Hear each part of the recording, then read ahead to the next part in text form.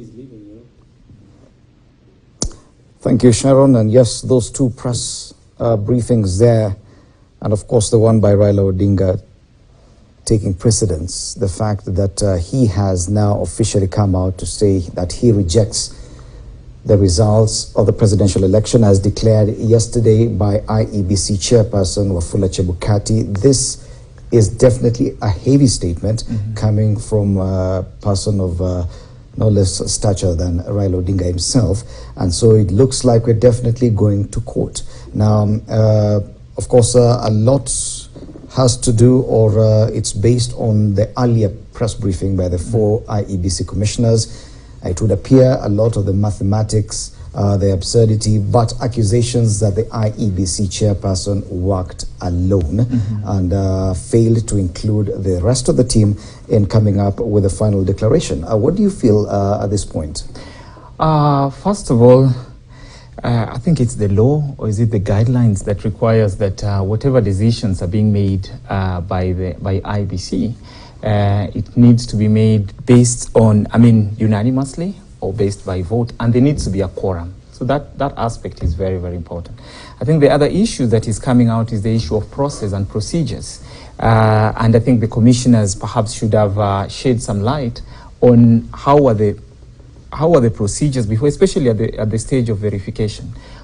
How are they getting to the point of announcement of the results, and when and what time did that change? So that way Kenyans can know up to this point everything was going well, but at this point I think things started beating us. So the issue of process will also be important. But it also brings out an important question that perhaps we want to address on the issue of investing so much power in one person. Because listening to both the commissioners and of course the leader of Azimio la Umoja One Kenya Alliance, Raila Odinga, seems like the chair can actually run the commission by himself or by herself. So I think we need to ask ourselves what is the best way to ensure that whatever decision, when we have a commission in place, whatever decisions are taken, actually the entire commission is involved. Of course, the Constitution gives Chebukati the mandate as the returning officer of the National Tallying Center to declare the winner. But declaration of the winner is not an event. There's a process, a build-up process to that. So it is also very, very important for us to ask ourselves, what is the framework that guides the process? Yes. And was the process breached in any way? Was that framework or that procedure breached in any way? But lastly, let me just also point out that this election was supposed to be held in line with three key elements. One, the Constitution. Two, of course, the various statutes that are in place, election statutes, but three, the 2017 Supreme Court ruling. And so if any of these have been breached, then chances are, if we end up at the Supreme Court, and the judges did pronounce themselves on the matter, and they did say that if a similar matter is brought to the Supreme Court, and the circumstances are the same and the factors are the same, they will arrive at the same conclusion. Yes. Thanks, Fred.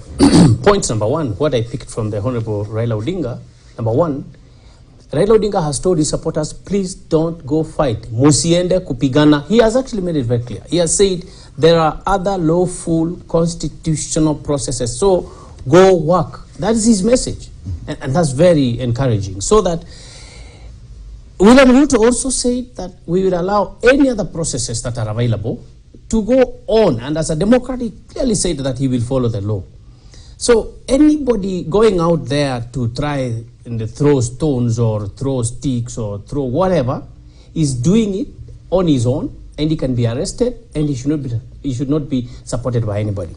Now, coming back to the content of the Honorable Raila Odinga's speech there, he's saying actually that there were several malpractices that were conducted. Where I find it very difficult, and the commissioners might find it very difficult before the judges, is at what point did you realize that the chairman was handling this process single-handedly? Was it from Tuesday afternoon when the tallying started, or you realized on Friday?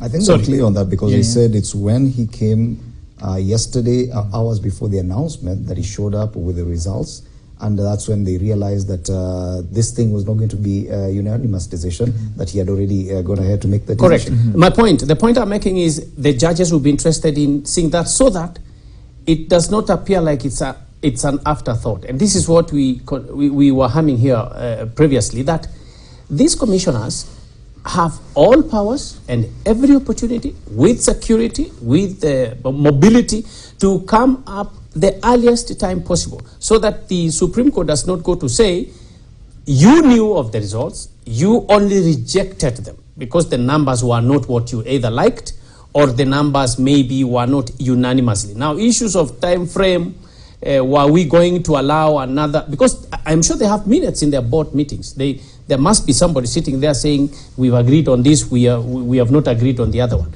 So in terms of whether they have a valid point, again, as we said, they have to go to the Supreme Court. All these issues have to be interrogated, and more importantly, the majority commissioners must actually show that they raised concerns and complaints well before they came to Serena Hotel. Okay, dismiss. Well, two things come out. That President-elect William Ruto has subjected himself to the Supreme Court. Yesterday he indicated in black and white that if there's anybody who feels aggrieved, anybody with issues, please make your way to the Supreme Court. Mr. Raila Odinga has submitted himself to the Supreme Court. He has declared the results null and void and said that they are illegal, they are unconstitutional, and is going to pursue legal means and constitutional means. That means that these top presidential candidates have submitted themselves to the Supreme Court, which is a very good thing. And Mr. Raila Odinga has told his supporters to remain calm, that they shouldn't engage in any acts of violence that may destroy properties and life.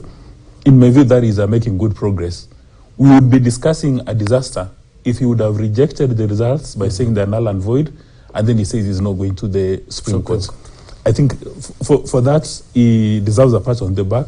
We have made good progress.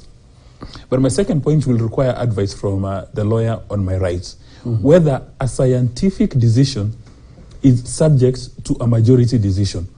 Because the four commissioners said that the people who are behind this were the technical team. So one would expect the technical team have got certain competences and capacities to engage in verification, to engage in tallying in the company of the presidential agents. Now, using an example, if your scientists tell you that 1 + 1 is 2, and then another scientist, and then they present that to laymen, and then the majority say, there's no way 1 + 1 can be 2. 1 + 1 is 4. So the majority says 1 + 1 is 4. How does that work? And whether or not the majority decision is required in a declaration, where does the buck stop?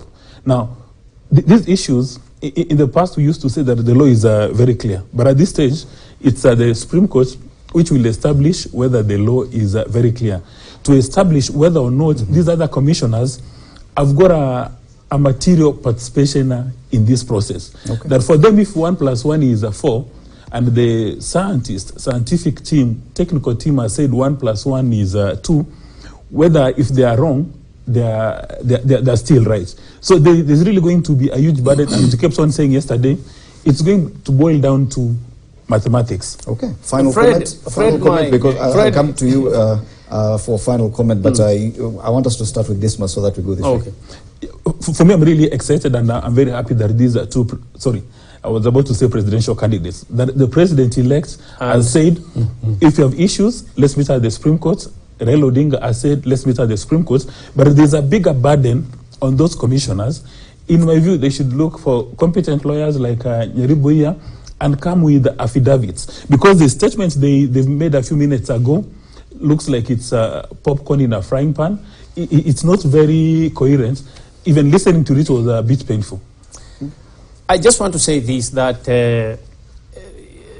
it's not really how Dismas is putting it, 2 + 2. The issue here, from the commissioner's point of view, is what they're telling us is 2 + 2 has been said to be 4.3. That's their real concern. And in terms of whether they were involved and in the whole process, you see, you can audit results, but you can also fraud it.